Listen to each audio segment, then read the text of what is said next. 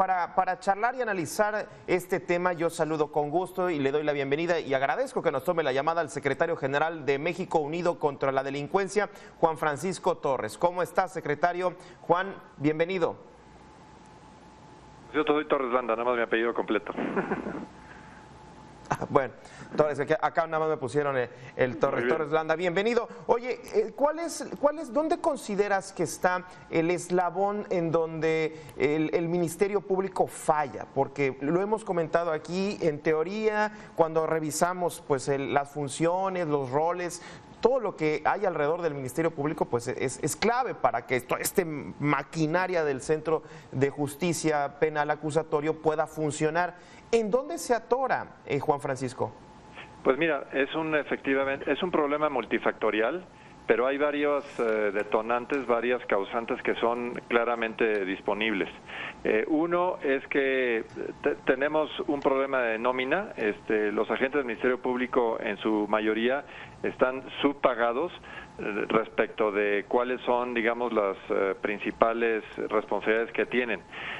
Sí hay un problema, digamos, de que pues, les pedimos que hagan trabajo que es realmente muy complicado, muy sensible, donde tienen que investigar, obviamente, delitos y están subpagados. Hay enormes, de hecho, diferencias entre los niveles de pago entre ministerios públicos locales y federales, y aún entre los locales, los estados pues tienen una serie, digamos, de discrepancias en cuanto al valor que le atribuyen al servicio de estos funcionarios, de estos servidores públicos, y cómo justamente hay una diferencia muy importante en los niveles salariales. Pero también hay un problema de capacitación. Tú recordarás que desde 2008, cuando se instala el sistema penal acusatorio, quedó un periodo de transición de 8 años. El sistema finalmente entró en vigor en todo el país en 2016. Sí. Pero para que el sistema funcione requiere de una interacción muy peculiar, muy técnica, muy sofisticada entre lo que son los primeros respondientes, que son las policías, y después los agentes del Ministerio Público. Hemos visto, y esto lo tenemos documentado, que es lamentable que la capacitación y el entrenamiento que han recibido ha sido muy pobre, sobre todo, por ejemplo, si lo comparamos con el caso del Poder Judicial. En el Poder Judicial los jueces han recibido mucho mayor cantidad de recursos y entrenamiento. El grave problema es que si las policías y los MPs no hacen su trabajo en forma sofisticada, para cuando las carpetas de investigación llegan a su judicialización y esas están mal integradas, los jueces no tienen otra alternativa que dejarlos sueltos. Entonces, para que tengamos una justicia realmente ejemplar, las cosas se tienen que hacer con estricto derecho, con estricto apego a los cánones, incluso científicos de la prueba, porque recuerdas que igualmente tenemos un principio de presunción de inocencia. La presunción de inocencia es algo que solamente se puede romper con un trabajo bien hecho en la investigación, y vemos que en muchos casos ese trabajo bien hecho, que es el que lograría abatir la impunidad, porque se lograra condenar a verdaderos delincuentes, hoy en día brilla por su ausencia. Ya. Oye, Juan Francisco, ustedes ahí en México Unido contra la Delincuencia le han dedicado también esfuerzos muy interesantes para plantear una especie de, bueno, lo que ustedes han denominado la cultura de la legalidad en las agencias del Ministerio Público. ¿Qué han encontrado al realizar todos estos estudios?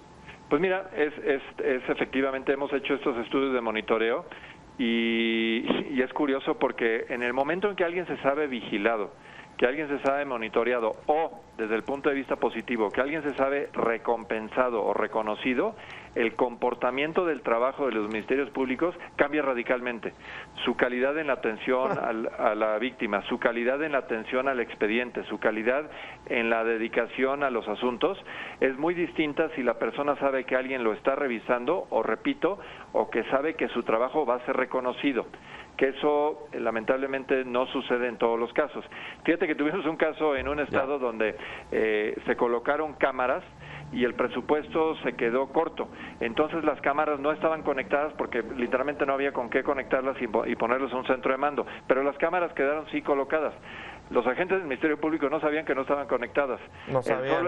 El solo hecho de que supieran que había la posibilidad de que los vigilaran hacía que en esa agencia hubiera mejor atención que donde no había cámaras. La atención era mejor, la propensión a que hubiera un cohecho o que hubiera un maltrato se reduce significativamente. Entonces es curioso cómo la actividad humana cambia en el momento en que uno se sabe vigilado o, repito, reconocido, porque también hay que decirlo, cuando la gente hace bien su trabajo hay que reconocérselo, y la ciudadanía debemos hermanarnos con los funcionarios que hacen bien las cosas, críticos ante lo que no, pero muy reconocedores cuando alguien se la rifa y lo hace bien. Claro. Claro. Oye, aquí pones en la mesa esto del cohecho y sobre todo la corrupción, que me parece que es una de las agencias del Ministerio Público, el agente del Ministerio Público es una de las autoridades de mayor percepción o cuya percepción es mayor ligada a actos que pueden llegar a corrupción. Y no nada más percepción, uno quizás por experiencia ha escuchado, ha visto denuncias. ¿Dónde está, digamos, o cómo combatir la corrupción en las agencias del Ministerio Público? Ya decías la capacitación, pero no sé si será también contratar mayor presupuesto. Yo decía al principio de este espacio, muchas veces creemos que lo que está mal se soluciona metiéndole recursos y a lo mejor no es este el caso, o sí. Juan Francisco. Es un tema de recursos, pero no es un tema de simplemente, voy a usar la palabra billetearlos.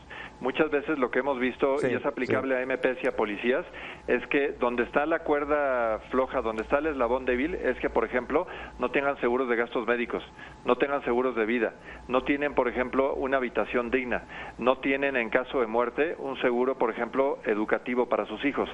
En eso, que no es un tema monetario inmediato, muchas veces reside más la posibilidad de que tengas un funcionario, un servidor público leal, a uno que diga, ante las carencias, se deja corromper por de alguna manera subsanar lo que el Estado no les dio. Entonces muchas veces no están pidiendo realmente un aumento directo al salario. Lo que quieren saber es que si se van a rifar el pellejo e incluso pueden poner en riesgo su vida, saber que su familia no va a quedar desamparada. Hoy en día en muchos lugares del país, un MP o un policía que muere deja desamparada a su familia. No hay seguro de vida, no hay seguro de gastos médicos, no hay seguro de gastos educativos, muchas veces no tienen ni casa propia. Entonces es muy difícil pedirle que alguien realmente arriesgue la vida, porque eso es lo que están haciendo en muchos casos. Claro. Y decirles, pues, no podemos hacer nada, se tienen que aguantar, ¿no? Ese es el gran tema. Necesitamos darle seguridad y reconocimiento para que entonces ellos desempeñen su labor con todo el cariño y con todo el esmero que requiere. Seguridad y reconocimiento. Me quedo con eso. Juan Francisco, muchísimas gracias por esta charla. Estoy siempre a tus órdenes.